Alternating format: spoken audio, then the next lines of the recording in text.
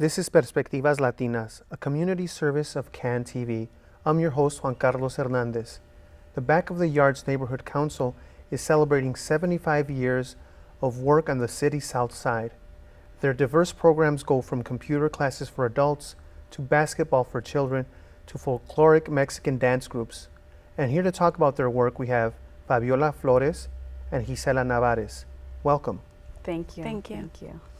Well, let's start by talking about your history with this council, and because it seems like you've been there for a long time yourselves. Gisela? Well, I started back in the 90s when I was attending to high school. I got involved in the community organization programs for youth. The after-school program, which is not the well-known Ballet Folklorico. It was basically an after-school program that gave us a chance to do something after school, not be on the streets. It was a good alternative. And since then, I've been involved with the council for many, many years. After a while, then I got employed by the Back of the Yards. So what drew you there? Did you grow up in the Back of the Yards? I grew up in the Back of the Yards. I attended a school at Kelly High School, and we were invited basically to all the programs in the community in the Back of the Yards. My parents attended to the GED classes, to the ESL classes. The Back of the Yards had a lot of programs for the Hispanic community, the low-income family, and we were grateful that we had the opportunity to take advantage of all those programs. Okay, and you, Fabiola? I as well have the same scenario as Gigi. Grew up in Back of the Yards, and like I mentioned to you earlier, I became involved and with the organization when I was a teenager, about 12, 13 years old. My parents took English class at the Back of the Yards Council. We were involved, all five of my brothers and sisters were involved in our Ballet Folklorico, our youth programs. So we were very well aware of what was going on in the Back of the Yards community. And obviously in the organization, which offered an array of programs for youth, seniors, and the businesses. So it helped us a lot. Okay, so Yeah. let's now get into the history of this organization. It's 75 years, and some of the roots are in the history of Chicago activism, right? Yes, well, the organization was founded in 1939 by Joseph Megan and Saul Alinsky, which were activists from the community, along with other churches and schools, park districts. They all gathered together and discussed community concerns, bringing and founding the Back of the Yards Neighborhood Council. Back in that times, there was a lot of concerns and bad things going on in the community that needed to be addressed. What type of concerns? What kind of problems? Well, were there was poverty, there was city garbage dumps, there was dirty alleys, there were very few programs for youth. There was rarely anything to offer to the community. Yeah. And he said, how did that those two people gather up the community? Was it meetings, church meetings? Based on the problems that Fabiola mentioned, the juvenile delinquents, and there was a lot of different ethnicities back then. Polish, German, Slovaks. There was a lot of, poverty in the area. So the main concern for that was to offer social service and economic development to enhance the quality of life of back then. And that's how they started. The mission was to provide alternatives to the business back then and to the families that needed the support. Obviously, it's been successful.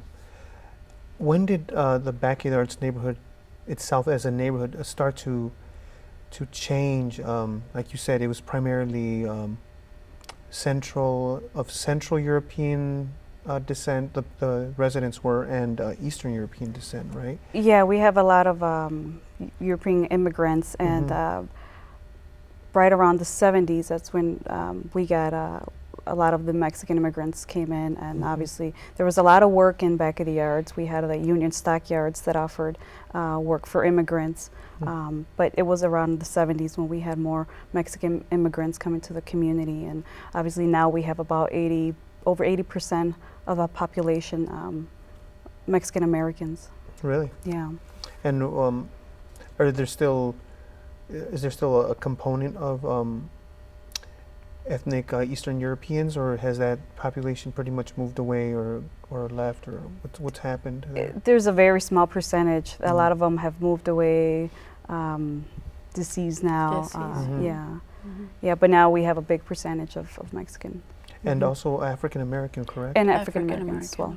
And how does talking about these two larger components of the community now, how does Back of the Yards Neighborhood Council bring those two groups together? Because often I think the perception a lot of people have is that Latinos, and specifically in this area, Mexican Americans and the African Americans don't necessarily work together, or not that they're antagonistic, but then they're not necessarily collaborating on anything.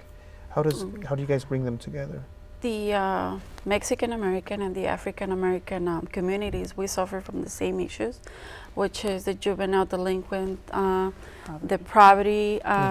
We pretty much have the same mission, so we try to work on solve the problems for both. We don't focus on one ethnicity, Mexican American or African Americans. We have programs that serve both entities. For example, for the Mexican American, we have the Ballet Folklorico, which teaches the kids our roots for the Mexican culture.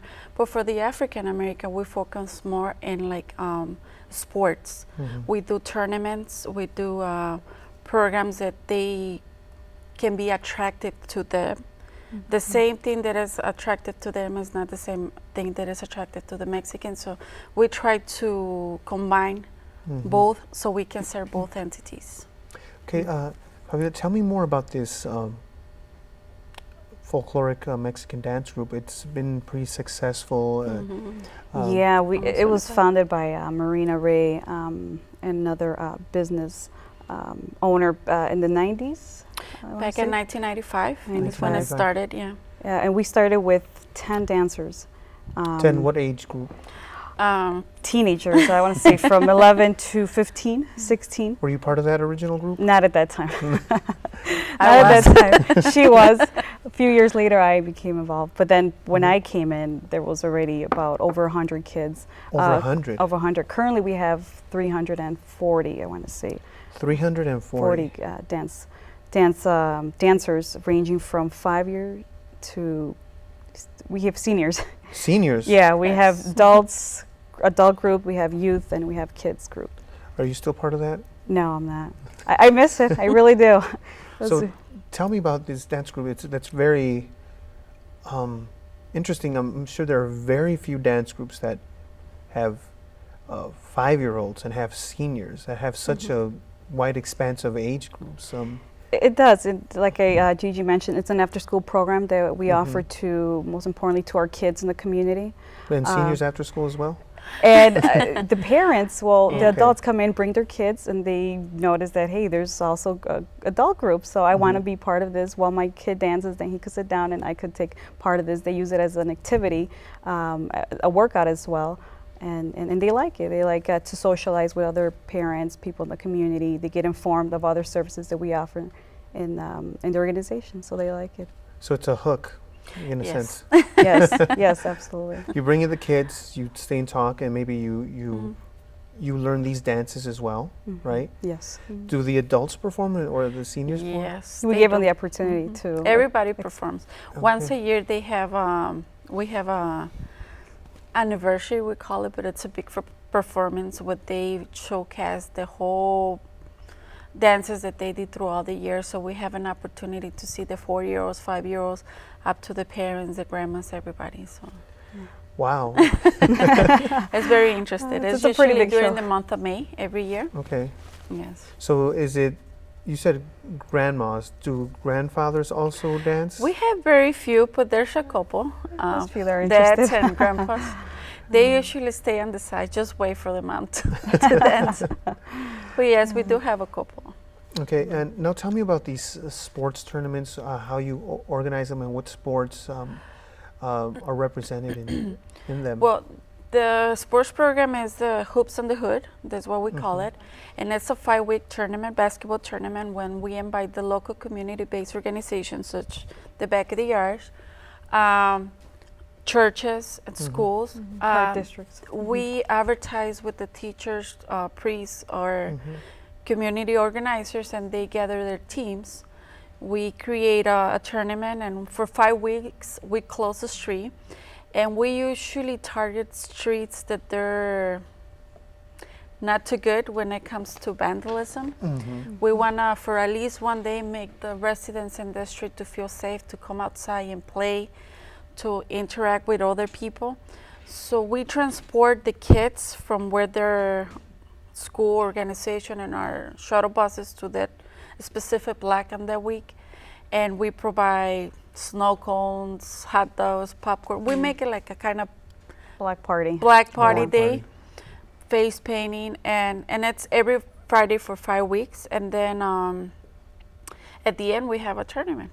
Everybody gets a trophy, and it's a fun event. It's a fun event. So during the 5 weeks, it's like a playoff or what? Yes. Yeah. Yeah. So how are the teams? Who makes up the teams? They organize themselves, or do you organize them? No, we organize the teams. Once we get all the teams registered, we do 3 different categories.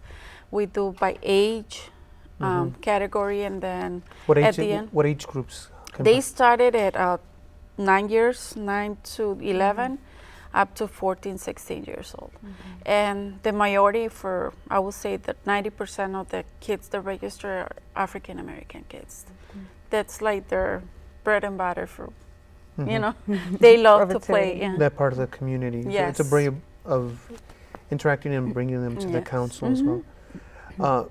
Although the focus, well, obviously the focus isn't just children from the dance group and from you guys organizing the tournament.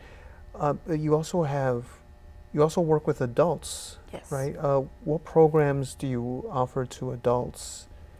We have our GD classes. We have currently that we just started this year, our ESL for adults. We have also computer class for seniors and adults, which we offer Monday through Friday in the mornings. In the mornings. Yeah. Tell me more. Why do you offer? Well, GED makes sense and ESL makes sense, but why computer classes? Well, with the new technology, Advancing. and every, me as a parent, it's hard for me to help my kids with their homework if I'm illiterate when it comes to computer. So we try to help the adults to get at least the basics, access to the computer so they can learn, so they can help their kids. We're talking about parents. We also have a senior group that goes, and basically what they do is communicate with their grandkids, with their kids, and in other countries. So basically, they're networking. Yeah. So we teach them the Facebook. Facebook, you're getting grandmother and grandfather. Yes. Into Facebook. Just That's do the not good. basics. The social media, yeah. Social media, do PowerPoint, how to write a letter. Yeah, basic stuff in the computer that will help them out. So now you have abuelitas friending their grandchildren? Yes. Yeah. or the mom communicating with the grandma in Mexico or elsewhere. So that's a good way to help them out. Wow. So you're, I guess, bridging the digital divide in a sense? Yes. And what kind of response have you gotten from our seniors with this? Well, they love it. The majority, they're living at home alone, so they're looking for things to do. So we try to help and keep them entertained, take them out of the house. We have the shuttle bus service for the seniors. We take them shopping, we take them to the doctors. Okay. We bring them to our location so they can play in the computer, they can play bingo. We try to keep them busy as much as we can. Yeah, they're the kind of seniors that depend on their kids and someone else. So with our senior shuttle bus, like Gigi mentioned, we try for them to be more independent. they give us a call in the morning. We pick them up the following day, take them shopping, take them to our computer lab, take them to their clinical appointments, and they like it. They feel really independent and safe and secure. Tell me more about this shuttle program. That's something that, doing my own research, I guess I didn't see. How long has this been going on, and why was it organized in the first place? I'm curious about that, because it's something that seems that would be pretty obvious it's necessary, but I don't think it's something that exists in very many communities. No, in fact, we've been having this service over 20 years. 20 years. Over 20 years. Wow. And I think, in fact, we're the only organization that offers that kind of service to our seniors. And sometimes we go a little bit beyond our boundaries. And it could be a little costly at the end of the year, but it's something that our seniors like and our community needs. And obviously, there are number one shoppers and that go to do their daily shopping to our community, to go to their appointments, so they like it, and we've been having it over 20 years. How does it work? So I phone in, or It's both way help for the organization, because we also provide business to our local business. We take our seniors to shop locally. So our local business and the community benefit from it too. And it's very simple. You phone in the day before and you tell us your name, where you live, and where you want to go. And we have our example is that we have our driver calling you back and letting you know, Juan Carlos, we'll pick you up tomorrow at 10 o'clock in the morning. We'll take you to the doctor.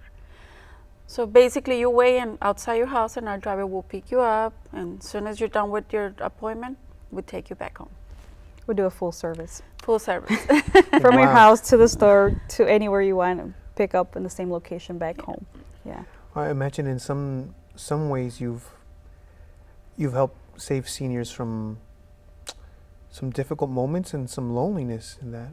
Yes. Yeah. Do you have any specific stories of maybe somebody telling you, have- if it weren't for you, I wouldn't have been doing this? We have one senior, Leo, that he goes every single day to the store. And when I ask Every single day? every single Yeah. day, and I asked the driver why he has to go every day, and every day all he gets it's candy or food for his cats or a bag of peanuts. And the driver replied, well, because this is the only thing he has to do every day. So if it wasn't for us taking him out, he will be home every single day. Wow. So, and like him, there's probably a lot of seniors that they look forward, oh, tomorrow I'm going to go to the store. Right. So we provide those services, and it's free of charge for them, and they don't have to depend on other people to take them, like their kids. Everybody's Right. working, Yeah. they got a busy schedule, so. Now, you also mentioned other programs you have for seniors besides the computer classes and this bus service. How do you bring them together at your center or at other places? We host quarterly council meetings, we call them. Mm-hmm. We basically have a database when we have the information of all the seniors and the community in the area. We invite them, like today, for example, we're having a dinner for them. Yeah, We invite speakers that they might be interested to talk to the seniors. a topic that they might interest them in, also help them Social out. Security service, security, any topic. They talk to them. We provide dinners. We take them home. Back. You pick them up and take them yeah. home. Yeah. And you also cook the dinner, or? No. We order. We order. Yeah. Another thing that we do offer as well for our seniors is we have our bingo. So every month they come in and do their bingo. They love it. So they stay in the office for about 2-3 hours.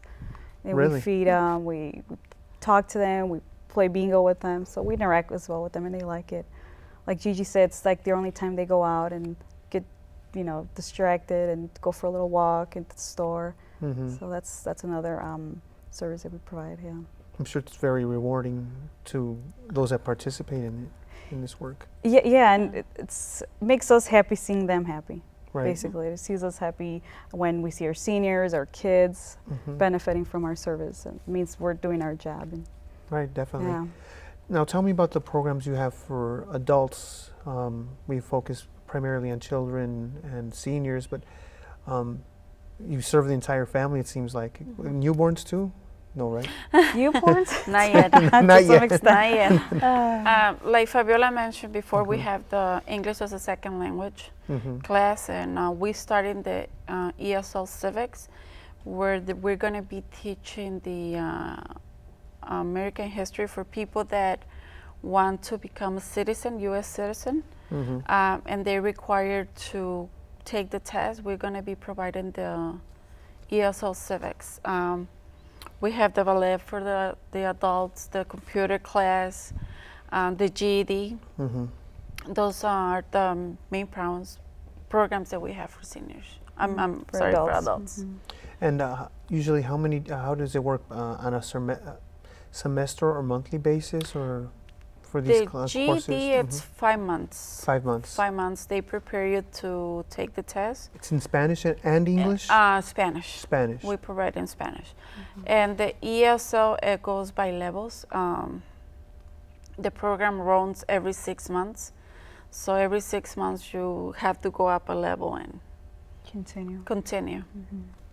Okay, and I guess computer classes as well for adults, right? Yes. Yes. Are those in Spanish and English, or just Spanish? Both. In both. Yeah. Why, I guess, what do you offer adults? I guess maybe they don't know computers, even though they're, in this day and age, it's A lot of adults don't have a computer, basically. So they go to the computer just to do basic research. Others, because they want to learn how to use a computer so they can help their kids in school. right. Some other parents are for example, they're stay-home moms. So a good way for them to learn, well, instead of staying home, I'll take a walk down back of the yards and use my time wisely and learn and help my kids at the same time. Yeah. Wow. I also learned that you offer business services. Could you tell me more about that? The BYNC, Back of the Yards Neighborhood Council, has several SSA special service areas, and one Okay. of them is SSA 10, which directly helps businesses on 47 and Ashland, technically and economically. How does that work? Well, we have services for business such as our street cleaning. Our crew daily, on a daily basis, cleans the streets, which obviously helps have a vibrant community, a retail area. So it helps them cleaning their service. We have banners and beautifications for businesses and make it more attractive for shoppers. Okay, Yeah. awesome. We're getting down to the last few minutes of this program, and you guys have a long history and do a lot for the community, and obviously you don't do it alone. Tell me about the gala that's coming up. Our gala, just to mention, it's October 3rd, and obviously we're celebrating our 75 years of existence and service to our community. So we want to invite everyone to be part of our milestone. Where will this gala be held? The Sheridan Hotel, Okay, yeah, October 3rd, 6 p.m. 6 p.m. And everybody's invited as long as they, I guess, buy a ticket or whatever. Well, tickets are on sale now. We're running short on tickets, but yeah, we have a few available, and you can visit our website, call us at our telephone number. But yeah, we have a few available for Okay. Plenty of seats. It's a lifetime opportunity. It's, you know, you only celebrate 75 years one time, and we're proud to say that Back of the Yards Neighborhood Council is the oldest non-for-profit organization in the United States, not only In the nation. in the nation. Really? Yes, it's the Yeah. oldest. The oldest with the 501c3? Is that? Yes, the non-for-profit. not-for-profit organization Yes. entity. We'll be Yeah. celebrating 75 years, so we want to do a gala to celebrate. We're going to have our mayor will be there, the local alderman and the community. many sponsors, many people. So we like everybody to come and join us and help us at the same time, because it's a gala. It will be a fundraiser that at the end, all the proceeds will help our existing programs that they're not funded. Okay. Now, what will be at this gala? It's going to be a black tie affair? Is it going to be dinner, dance, and drinks? It's going to be very loose? Not particularly black type, but it's a business attire. We're going to have obviously entertainment. We're going to have all kinds of people from the community who've been there for many years. So it'll be diverse. And of course, you can dance and drink. Yeah. Will there be any performances by the folkloric dance groups or anything? Chances are, yes. Chances are. It's the It's a talks. surprise. Now, you mentioned that part of the purpose of this gala is to celebrate the 75 years that you've been around, and also to fund some of the programs you have. What's the vision toward the future? That's what I'm curious about. Back of the yards, as you know, a lot of parts of our city still have a lot of challenges.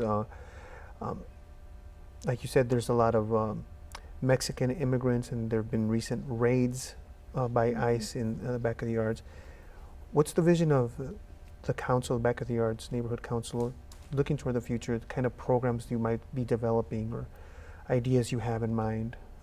Well, we want to obviously, this is a fundraiser to help our unfunded programs that are currently not funded. Okay.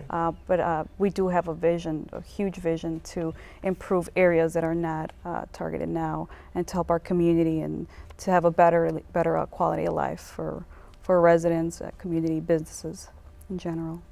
Yeah. So it's just funding those that are unfunded, but what do you mean by specifically helping those areas that are not helped? Maybe getting into the housing sector, or? Unfortunately, we live in the area that it's not very wealthy. It's the Poverty line. poverty, and as you mentioned, immigration is an issue. I would say that 80% of the people is not. They're immigrants. That doesn't mean they're undocumented. Right. But just the fact that you are an immigrant, it targets. It helps target for this type of rates. Mm-hmm. So part of our mission is to help these people, for example, learn English so they can get better jobs, so they can get a better quality of life in the future. Kind of prepare them for the future. Okay. Yeah. Well, thanks so much for sharing this information, and congratulations on your Thank you. 75 Thank years. you for having us. Hope I can make it. Hopefully. You're invited. Thanks. Perspectivas Latinas is a community service of CAN TV. If your nonprofit organization would like to work with CAN TV, call 312-738-1400 and ask for nonprofit services. Tune into Perspectivas Latinas for local issues and concerns every Thursday at 8:30 p.m. on CAN TV 21. I'm Juan Carlos Hernandez. Thank you for joining us.